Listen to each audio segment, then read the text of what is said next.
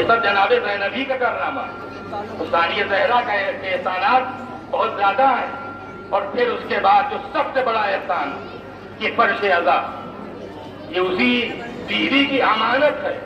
امانت، اور میں سمجھتا ہوں کہ رہائی کے بعد جس وقت امام زین العابدین نے آ کر فرمایا کہ پھوپھی اماں ہم رہا کر دیے گئے، آپ مدینے جائیں گی یا کربلا جائیں گی، تو جناب زینب نے کیا فرمایا؟ یہی فرمایا کہ بیٹا نہ زینب ابھی کربلا جائے گی نہ زینب ابھی مدینے جائے گی، جب سے میرا ماجایا مارا گیا ہے میں نے صف ماتم بھی نہیں بچھائی، مجھے اپنے بھائی کی صف عزا بچھانا ہے، مجلس غم برپا کرنا ہے۔ اگر رونا ہی مقصد تھا، یہ تو کام کربلا جا کے اور خوبصورتی بات ہو سکتا تھا قبر امام کے پاس، اگر رونا ہی مقصد تھا تو مدینے جا کر گریا فرما لیتی، نانا کے مزار پہ، بھائی کی لحد پہ، ماں کی قبر پہ، بزرگوں کے قبروں کے پاس تو بیٹھ کر اور بھی زیادہ انسان کا دل بھر آتا ہے کہ جو کچھ وہ برداشت کر کے آیا سناتی کہ نانا یہ ظلم ہوا، اماں ہم اس طریقے سے در بدر پھر آئے گئے، بھیا آسان آپ کے بعد یہ ظلم ہو گیا۔ یہ شام ہی کو کیوں منتخب کیا ثانیہ زہرا زینب نے؟ میں سمجھتا ہوں کہ یہ رخسار یزیدیت پر زینبی تماچا تھا کہ یزید سے کہنا کہ یزید سے کہو کہ ایک مکان خالی کرا کر دے۔ یہ کیا ہے؟ یہ جناب زینب کا تماچا ہے رخسار یزید پر۔ یزید سے کہو بیٹا ہم ایک مکان خالی کرا کر دے تاکہ ہم اپنے بھائی کی صف ماتم بچھا سکیں۔ میں نے کہا کہ یہ رخسار یزید پر جناب زینب کا زینبی تماچا تھا۔ یزید دیکھ لے کہ کل تک تیرے سپاہی اگر ہم میں سے کسی بیوی کی آنکھ سے ایک قطرہ آنسو نکلتا تھا تو نوکے نیزہ سے اذیت پہنچاتے تھے، آج ہمارے خطبوں نے، ہماری تقریروں نے تجھے اس حال میں لا کر کھڑا کر دیا۔ اس حالت پر تو مجبور ہے، ہمیں رہا کرنے پر تو مجبور ہے، ہمیں گھر دینے پر کہ ہم اپنے اس گھر میں اپنے بھائی کی صف ماتم بچھائیں گے، اپنے صف ماتم بچھائیں گے۔ اور جناب زینب نے یہ شام میں یزید کے دارالسلطنت میں اپنے مظلوم بھائی کی صف ماتم بچھا کے گویا یہ اعلان کر دیا کہ میں اپنے مظلوم بھائی کی مظلومیت کو عام کر کے اور یزید کو داخل دشنام کر کے جاؤں گی۔ یہ بھی جناب زینب کا کارنامہ کہ داخل دشنام کر دیا یزید کے نام کہ یزید کا کتنا ہی بڑا کوئی وکیل کیوں نہ ہو، لیکن اگر آپ اسے آپ کہتے تم یزید ہو تو شاید اندر سے وہ بھی پسند نہیں کرے گا۔ یہ جناب زینب کا کارنامہ ہے کہ جہاں حسین کی مظلومیت کو عام کیا تو یزید کے نام کو داخل دشنام کر دیا، گالی بن گیا یزید کا نام۔ یہ بھی جناب زینب کا کارنامہ ہے۔ اور اب اس کے بعد جو صف عزا، فرش عزا، مجلس عزا، یہ گویا میں نے عرض کیا کہ یہ بیوی کا دیا ہوا تحفہ، اس کے تقدس کو باقی رکھنا ہم سب کا فریضہ ہے۔ اور کیونکہ آخری مزید ایک پیغام اپنے نوجوانوں کو دینا چاہتا ہوں، یہ عزا کے حوالے سے جو ہماری انجمنیں ہیں یہ بہت اہم رول ادا کرنے والی ہیں۔ عزا میں ان ماتمی انجمنوں کا بہت بڑا اہم رول ہے۔ ان انجمنوں کو قائم رہنا چاہیے، ان انجمنوں کو باقی رہنا چاہیے۔ نوحہ عزا کا ایک جز ہے، ماتم عزا کا ایک جز ہے۔ اگر نو ہو ماتم ختم ہو گیا تو پھر عزا میں کمی واقع ہو جائے گی۔ لہذا ان ماتمی انجمنوں کو بہرحال قائم رہنا چاہیے۔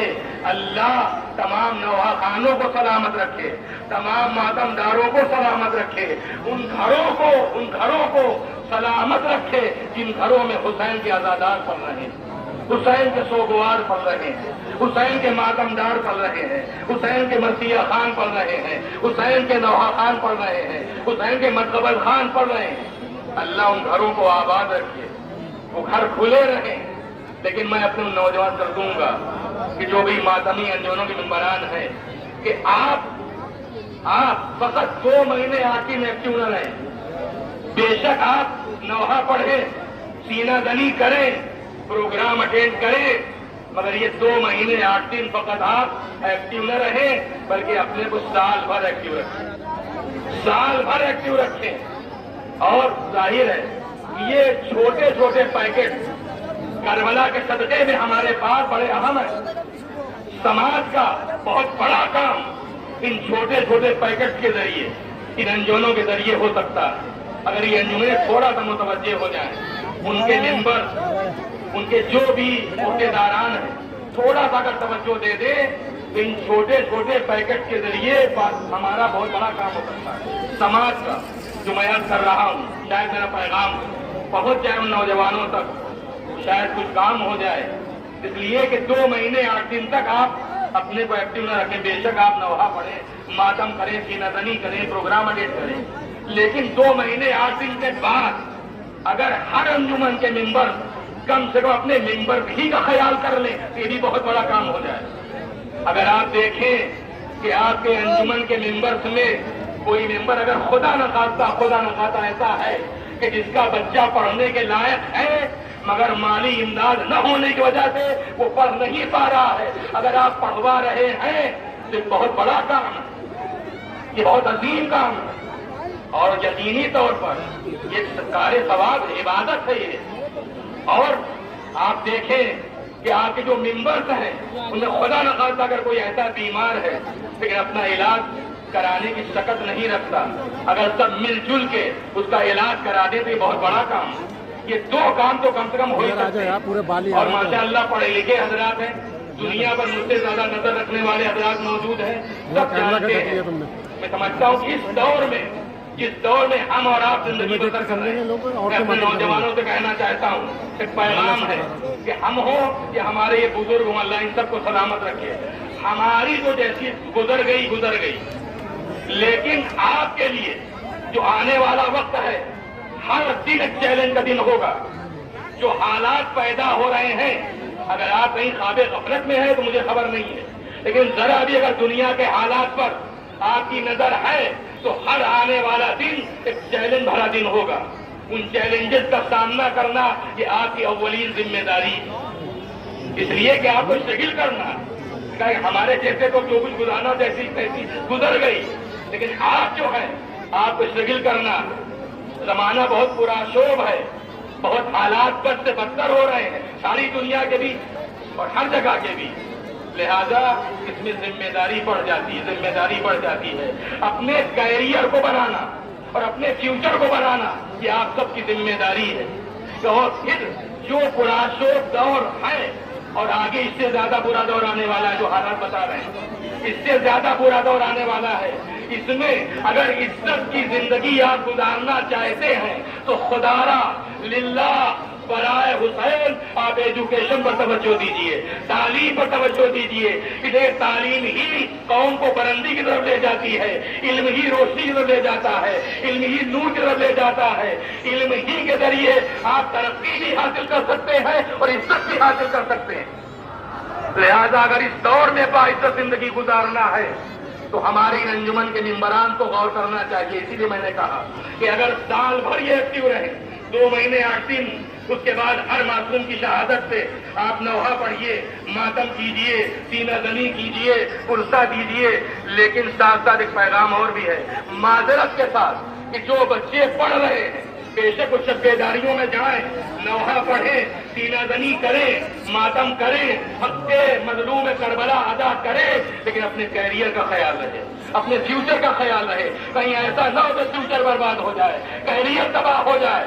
لہذا اس کا خیال رکھنا بھی ضروری ہے. اور یہ سب کربلا کی تعلیمات، کربلا نے ہمیں یہی تعلیم دی ہے کہ ذلت کی زندگی سے عزت کی موت بہتر ہے.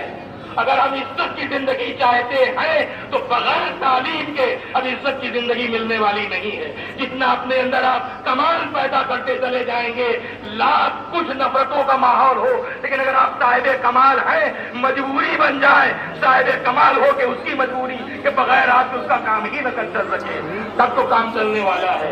اور یہ کربلا کے تعلیمات میں سے ایک تعلیم ہے کربلا کی، یہ کربلا کے پیغام میں سے ایک پیغام ہے کربلا کا. یہ سب کی ذمہ داری ہے. خالی ممبر پر آنے والے کی ذمہ داری نہیں، بے شک آنے والے کی ذمہ داری ہے، مگر سننے والوں کی ذمہ داری ہے. ذاکرین کی ذمہ داری الگ ہے، انجمنوں کی ذمہ داریاں الگ ہی. اور بھتیجے کے درمیان شاید کچھ طے پا گیا تھا. امام زین العابدین کا جو خطبہ ہے اس میں پورا تعارف اپنا کرایا گیا، اپنے خاندان کا تعارف کرایا گیا.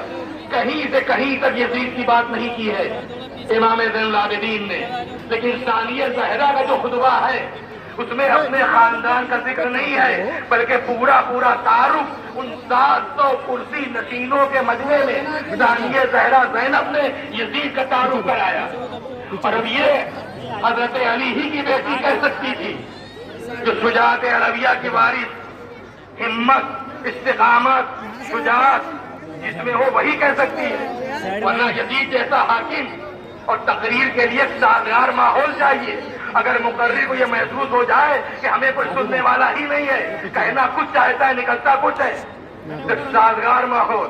لیکن ثانیہ زہرا نے تقریر کی ہے، وہ کیسا سازگار ماحول تھا، کیسا ماحول تھا کہ بھائی کا سر کٹا ہوا سر تخت میں رکھا ہوا ہے. اس جگہ دربار میں بٹھایا گیا جہاں غلام اور کنیزیں بٹھائے جاتے. یہ محمد کے نواسیاں، یہ علی و فاطمہ کی بیٹیاں، یہ توق و سلاسل میں جکڑا ہوا علی کا پوتا، یہ پیغمبر کا لخت جگر اس جگہ پر بٹھائے گئے جہاں غلام اور کنیزیں بٹھائی جاتی تھی. ایسا ماحول، اس ماحول میں ثانیہ زہرا زینب کا خطبہ، بی بی آپ کی استقامت پر، شجاعت پر، ہمت پر ہمارا سلام، اسی یزید کو للکارتے ہوئے کہہ رہی ہیں اے یزید تجھے جو کرنا ہے کر ڈال. اور یہ علی کی بیٹی کہہ سکتی تھی کہ ان لوگوں سے شرافت کی کیا توقع کی جا سکتی ہے. یعنی اگر اس کو ایکسپلین کیا جائے شاید یہ غلط نہ ہو کہ اس کی اولاد سے، یعنی شہیدوں کا جگر چبانے والی کی اولاد سے کیا شرافت توقع ہو سکتی، جن کے خون سے، منہ سے اب تک شہیدوں کے خون کی بو آتی ہے، ان سے شرافت کی توقع. اے عزیز تجھے جو کرنا ہے کر ڈال، خدا کی قسم تو ہماری وحی کو مٹا نہیں سکتا. کیا مطلب، نہ تو ہمارے نام کو مٹا سکتا ہے نہ ہمارے پیغام کو مٹا سکتا ہے. اور اب یہ جیسے جیسے زمانہ آگے بڑھ رہا ہے، نام حسین بھی پھیلتا جا رہا ہے، پیغام حسین بھی پھیلتا جا رہا ہے. یہ ثانیہ زہرا اس صدیقہ کبریٰ کی صداقت شعار بیٹی کی زبان سے نکلے ہوئے الفاظ کا اثر ہے. نہ نام مٹنے پائے گا نہ پیغام مٹنے پائے گا. نہ نام مٹ رہا ہے نہ پیغام مٹ رہا ہے. نام بھی بڑھتا جا رہا ہے، پیغام بھی پھیلتا جا رہا ہے. یہ ثانیہ زہرا جناب زینب کا کارنامہ. لیکن زینب بھی ظاہر ہے کہ رونے ہی کی پیاسی تھی، رونے ہی کی پیاسی تھی. لہذا جس وقت امام الدین نے آ کر خبر دی ہے تو یہی فرمایا کہ بیٹا یزید کو ہمیں مقام خالی کرا تاکہ ہم اپنے شہیدوں کا ماتم کر سکیں. اور یہ بھی فرمایا کہ بیٹا جب سے میرا ماجایا شہید ہوا ہے ابھی تک زینب کو اتنا موقع نہیں ملا کہ انہیں پرسہ دے دے، پرسہ دینے موقع نہیں ملا. گھر خالی ہوا، روایتیں 3 دن کے 7 دن تک کربلا کے پیاسوں کا ماتم ہوا. اور اس کے بعد جب ثانیہ زہرا کی فرمائش پر شہداء کے سر و تبرکات آنے لگے تو اس میں جس بیوی کا والد کا سر آتا وہ بیوی آگے بڑھ کر اپنے والد کا سر لیتی. جس ماں کے بیٹے کا سر آیا وہ ماں آگے بڑھ گئی. علی اکبر کا سر آیا ام لیلا آگے بڑھ گئی. ایک چھوٹا سا جھنجھولے بالوں والا آیا، رباب نے اپنی آغوش پھیلا دیا میرے لال. جو بھی سر آیا، امام حسین کا سر آیا تو ساری بیویاں استقبال کے لیے کھڑی ہو گئی. لیکن 2 سر رکھے ہوئے تھے. ایک عورت نے پوچھا کیا ان بچوں کی ماں مر گئی ہے؟ کیا ان بچوں کی ماں موجود نہیں ہے؟ کیا ان پر کوئی رونے والی موجود نہیں ہے؟ ثانیہ زہرا کے کانوں کی آواز ٹکرائی، فرماتی کہ نہیں بیوی، میں ان بچوں کی ماں موجود ہوں مگر میں ان بچوں پر روؤں یا اپنے مظلوم بھائی کا ماتم کروں؟ میں ان بچوں کو روؤں یا اپنے مظلوم بھائی کا ماتم کروں؟ 7 دن تک کربلا کے پیاسوں کا ماتم ہوتا رہا. اور جب یہاں سے چلنے کی نوبت آئی ہے تو ہماریاں لائی گئی. ہماریوں پر ریشمی پردے پڑے ہوئے تھے. جناب زینب نے ایک بار ان ہماریوں کو دیکھا اور اس کے بعد فرماتی ہیں کہ بیٹا سید سجاد، ارے زینب تو لٹ کے جا رہی ہے، سوگوار زینب جا رہی ہے، آزادار زینب جا رہی ہے کہ ہماری ہماریوں پر یہ ریشمی پردے کیسے ہیں؟ سیاہ پردے ڈالے جائیں. سیاہ پردے ڈالے گئے. بیویاں ناکوں پر سوار ہوئیں اور جب زندان کی طرف سے گزر ہوا ثانیہ زہرا نے حکم دیا بیٹا قافلے کو روک دیا جائے. قافلہ روکا گیا.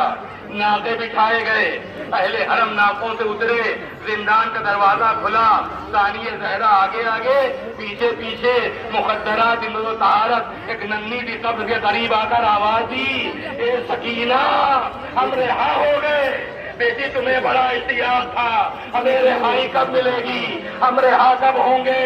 سکینہ ہم مدینے جا رہے ہیں، ہم کربلا جا رہے ہیں۔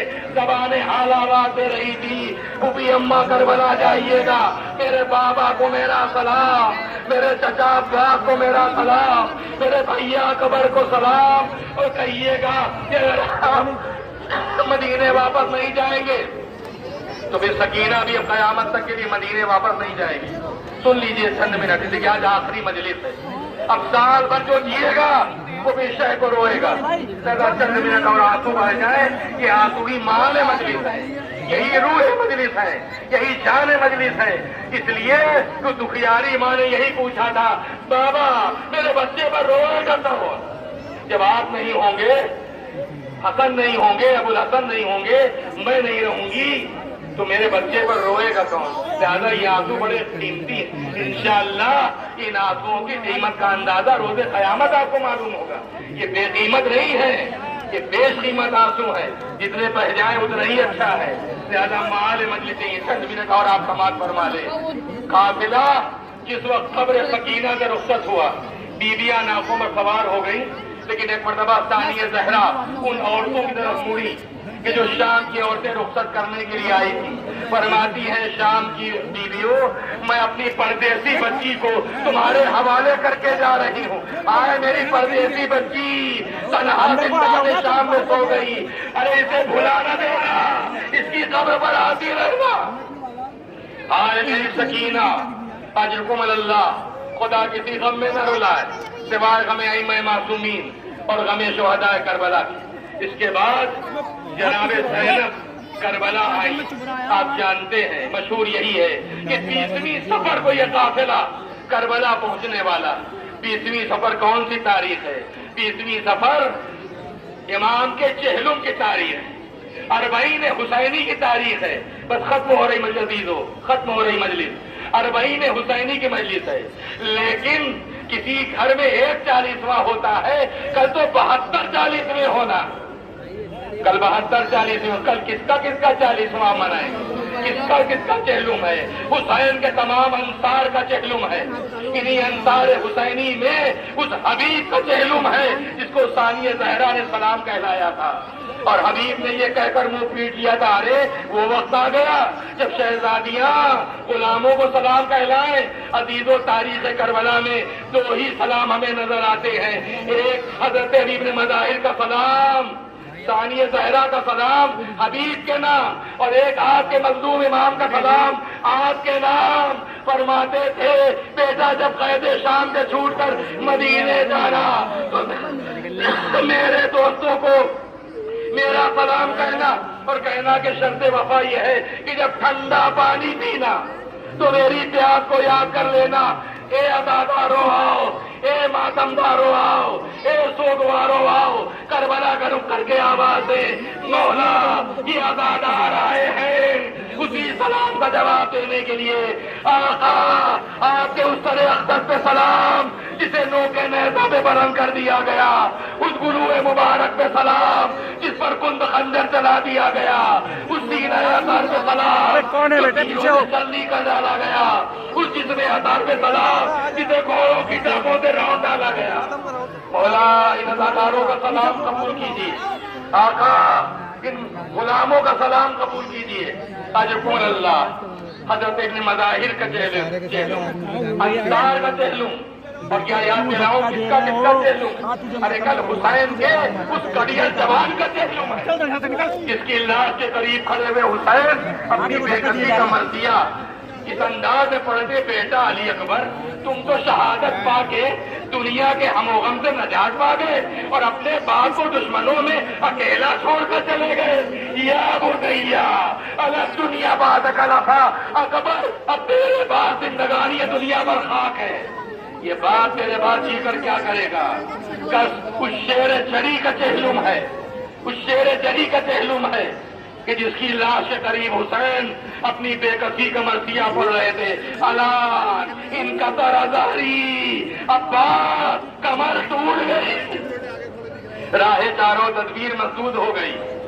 امام خون بھرا ہوا علم لے کر آئے، لیکن میں نے ایک روایت میں دیکھا ہے کہ علم جناب زینب کے حوالے کیا، کسی کی شہادت پر امام نے اس کا خیمہ گرایا نہیں ہے، کسی شہید کی شہادت پر امام نے اس کا خیمہ گرایا نہیں ہے، لیکن میں نے ایک روایت میں دیکھا کہ حضرت عباس کا خون بھرا علم لے کر واپس آئے، جناب زینب کے حوالے کیا اور حضرت عباس کے خیمے کے قریب آئے، تلوار سے تنابے کاٹ کے خیمہ گرا دیا۔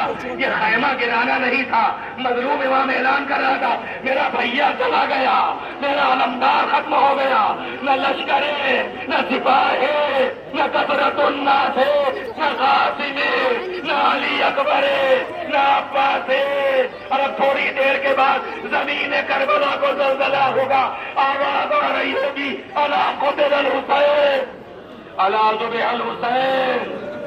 اس لیے کہ اب میرے تن و سر میں جدائی ہی باقی، ایک چھوٹا سا نذرانہ جو ہے ظاہر میں چھوٹا لیکن سب سے بڑا نذرانہ بارگاہ الہی میں قبول کیا، پیش کر کے کرنا ہے، اس کے بعد تن و سر میں جدائی ہو جانا ہے۔ کل رباط کے اس چشمہ کبھی جہلوم ہے جس کو امام نے اپنے ہاتھوں سے دفن کیا اور قبر میں رکھنے کے بعد بقول شاعر کہ قبر میں اصغر کو رکھ کے روکے فرماتے تھے شاہ ارے یہ تو آغوش لہب میں اور پیارا ہو گیا۔ اس رباط کے چشمہ کا چہلوم بس عزیز اس مظلوم امام کا چہلوم ہے کہ جو اپنے کبھی بیمار فرزند رخصت ہو رہا تھا، کبھی بہن سے رخصت ہو رہا تھا، کبھی بیٹی کو سینے سے لگا رہا تھا، اس کے بعد میدان میں آیا لگا رہا تھا، اس کے بعد میدان میں آیا جنگ کی۔ شاید یہی وہ وقت رہا ہوگا جب فرزند زہرا پشت و فرس پہ ڈگمگا رہا تھا، کوئی تلوار مار رہا تھا، کوئی نیزہ لگا رہا تھا، کوئی پتھر مار رہا تھا، پشت فرس سے عرض کربلا پر آئے، شمر آگے بڑھا، تنو سر میں جدائی ہوئی، فرات کا پانی نے اچھلا، سیاہ سیاہ چلی، فضائے کربلا میں آواز گونجی قتل الحسین بے کربلا، صبح الحسین بے کربلا۔ امام صاحب سے باوفا سایہ کرتا ہوا خیمہ گاہ کی طرف چلا، خیمہ گاہ کے قریب پہنچ کے سایہ کیا، آواز بلند کی۔ اسی اثنا میں سب سے پہلے حسین کے سینے پر سونے والی سکینہ گھوڑے کے گردن سے باگے ڈال کے ایک سوال کیا، اے میرے بابا کے گھوڑے مجھے اتنا بتا دے کہ سب سے سوا میرے بابا کو پانی دیا گیا یا میرے بابا سے آسامہ ڈالا گیا، ہوا مظلومہ ہوا حسینہ، کربلا کے مظلوم مسافر اگلتا انسرا آتا بچے تو اگلے طرف ہمارا یہ حق میں ہے مجھے سوچے یہ اپنا سوال ہے۔